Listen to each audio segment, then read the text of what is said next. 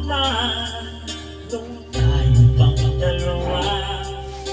Ginagawa mo bang tunay ang aking mga paa? Di ba't sinabi mo pa kapag tayo'y kasal na? Kaya mong ibigay sa akin ang anak na isang Rosena. Ngunit bakit ngayon ibang-iba ka na? Di mo na nga ako pinapansin, pinagtataguan pa.